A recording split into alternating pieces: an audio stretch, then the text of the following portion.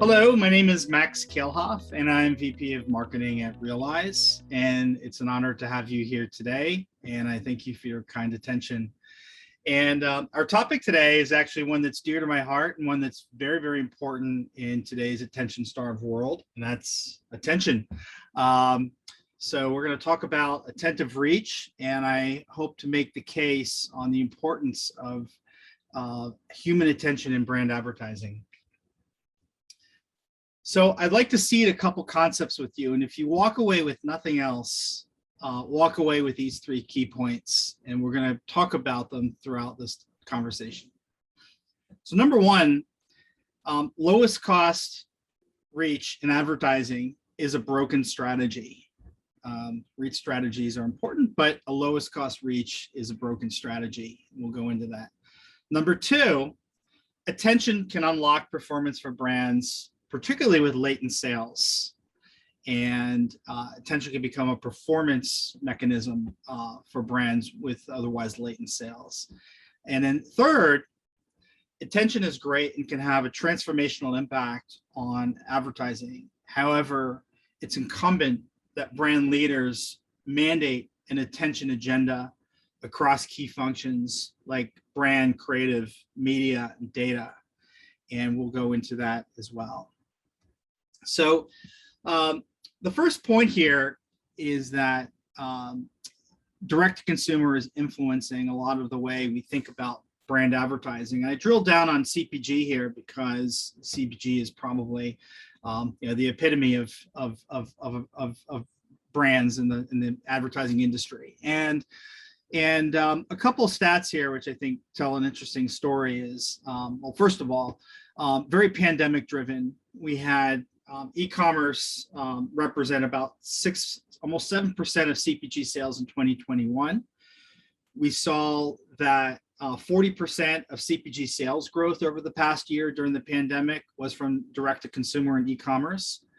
And we saw in total nearly 9 billion increase in CPG sales during the pandemic. So the pandemic fueling, this phenomenon of DTC and e-commerce, which inherently help spike digital and performance advertising. And we've noticed for sure an awareness and a desire for brand advertising to become more performance oriented, because you see brand and performance increasingly starting to come together. There's just a mindset change, there's an expectation change. So we see this merging beginning to happen. However, there's some big challenges here as brand and performance attempt to come together. First of all, most CPG sales are not e-commerce, and roughly 93% of sales were not e-commerce in 2021. So there's still a big share of sales that have to be addressed. Then there's this issue of blindness. Outside of e-commerce or direct to consumer, there's a latent data sales loop. There's very few real-time optimization signals. And you see things like brand lift sometimes get deployed. And brand lift studies are great. The challenge with brand lift studies is that they seldom correlate to actual sales outcomes, which leads to a state in advertising is of a lowest cost CPM or lowest CPM. Often advertising teams have reach goals or target reach goals. Really the only performance that matters is reaching their target reach and demo. And that leads to a mindset of a lowest cost mentality. And that's bad because it prioritizes cost over quality, it sacrifices consumer experience, and it welcomes fraud. But still, that leaves us with this melding of brand and performance. And how do we get there? So we believe the answer to that, or one of the key answers to that, is attention. Attention is a measurable business outcome. It's something that's required for any other business outcome. And we'll go into this, but we think we should start with a definition. And I defer to our attention industry colleague, Karen Nelson-Feld, who states that defines attention as concentrating awareness towards a reduced number of stimuli in our environments while ignoring other stimuli. So we're going to defer to that for the context of the rest of this presentation. But so what is attentive reach? Well, it's a pretty simple concept. It means that the consumers, the audiences that you're trying to reach are actually paying attention. What a concept. And so there's a premise here that attention is required for any other business outcome. And attention is the prerequisite of emotion. And emotion is what drives memory and behavior. And emotion is what unlocks other measurable outcomes that we care about, like awareness, consideration, sales, and lifetime value. So what are the levers of attention or attentive reach? And there's three major ones that we see need to be paid attention to. One of them is the creative. How well does your creative stand up and capture and maintain attention? And there's audience. Who is your audience? Are they receptive? What's their interests, their thinking, their psychographics? And then the context. What is the media context, or the channels, or the devices? And these three things need to come together in orchestration to manage the attention. So if you think about attention in an advertising performance funnel, you start with the media, and the sort of foundational old school concept is nominal impressions. You buy the delivery of an ad being fired at a consumer. And more recently, the industry has adopted viewability. Did your ad actually have an opportunity to be seen? And we pose that the industry should go one step further and adopt attentive impressions. Was the audience actually attentive, paying attention? But that's not the full picture. That's where creative takes over. So with an attentive audience, it then is left up to the creative to capture attention, retain attention, and encode the brand for memorability or to spark some sort of behavior or action. And that net result is a quality exposure. And we've actually developed a model of calculating the cost, the real cost of a quality exposure, factoring in not only your media, but the quality of your creative. And all of these combined, create that quality exposure, that net performance. And here what we have is the contribution of each of these areas of the brand, the media, and the creative in delivering the quality exposure. And to go a little deeper on this, I would cite Nielsen Catalina research, where they looked across 500 campaigns and dissected the key contributors to sales outcomes. And you see creative, again, there at 47%. And on the left is our partner Soren from Mars, who was quoted in the trade media as saying that format choices won't increase, format and even frequency increases won't get us the same returns as a great ad. Hence, really dial in on the creative. And the whole media, creative, and brand continuum matters, but I underscore the creative because, especially in measurement circles and in marketing, there's been an over-indexing of attention paid to the media and the targeting, and not quite enough paid to the creative, where ironically the greatest impact is made. So what's a solution to this? One approach is which we've been heavily focused on is automating at scale the actual measurement of human response or biometric measures to video content. And we've developed close to 18 patents on this so far. And what we do is actually tap into a science called facial coding, which has been around for decades, which uses naturally occurring facial expressions and attentiveness to detect observable emotions and attention. And so we've basically trained machines how to do this at scale from literally any device with a front-facing camera in the world through purely opt-in consumer privacy, consumer-friendly methods.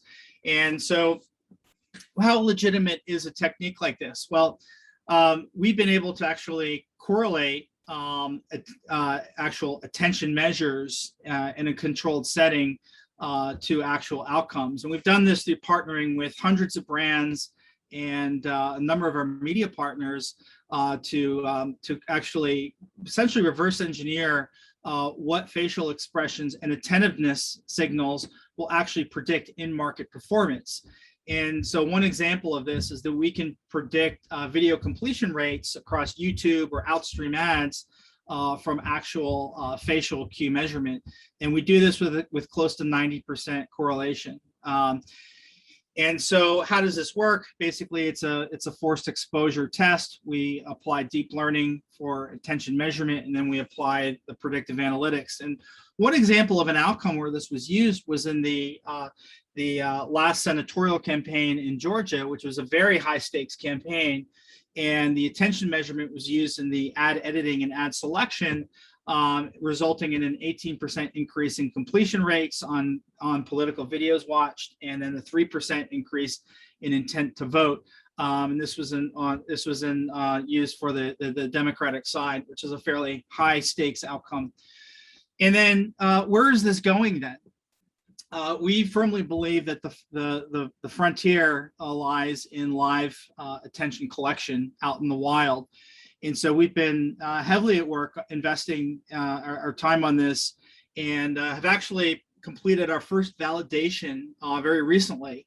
And what we did was actually build a consumer mobile app, which gives benefits to consumers like their wellness and their attention resources, and helps them manage a digital lifestyle. And in exchange, they let us anonymously track their attention data. And so what we were able to prove and achieve is through a live device out in the wild at scale, we're able to collect roughly 60 times more data than we believe has ever been collected anywhere else with a sort of task-based method. And we easily collected 15,000 hours of attention data in a week. So we learned this is very scalable. And we can do this with a high precision from pretty much any mobile device live. And then now we're applying machine learning and analytics to bring relevancy to these raw metrics for various applications in media planning. So initial findings, we found that mobile apps can have up to 80% more attention than an ad on a linear TV. So that was a bit of a surprise. We saw that more exposures per day more likely are to reach users when they are attentive. So some real foundational. YouTube is sort of the big juggernaut, which is maybe not surprising, but just how big it is as an attention magnet was pretty amazing. So some foundational trends here, but where does that take you? Well, what's next, we believe, is going to be real-time optimization of attention in flight. So, for example, consider adjusting bids by app categories because of iterative attention that you're going to gain based off of those different categories. Or think about managing incremental attention via placement across different platforms. So we see in very, very close range opportunity to start doing this, not on viewability, but on actual attention outcomes of people out in the wild. And so what's next for this? Well, as I mentioned earlier, this is an issue that's incumbent upon brand leaders leading.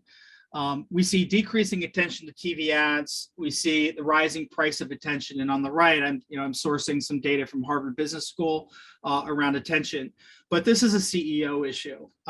This is a matter of efficient and effective capital deployment for brand advertisers.